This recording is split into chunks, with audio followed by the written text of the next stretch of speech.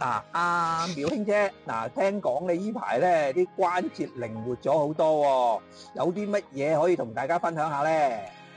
哦，我最近食咗呢一隻膠原蛋白咧，骨液靈咧，個效果唔錯嘅。行起路咧，啲腳嘅關節咧，鬆咗，同埋咧，有氣力咗行。我聽講你之前坐喺度起身都有啲困難喎。起身嗰陣時條腰有冤冤地嘅，但係依家食咗之後咧就冇冤啦，即係起身一起就起到啦。哇，咁佢效果都幾明顯喎。咁食咗幾耐會起效咧？都2個禮拜嘅。咁我覺得呢隻咧不妨可以值得試嘅。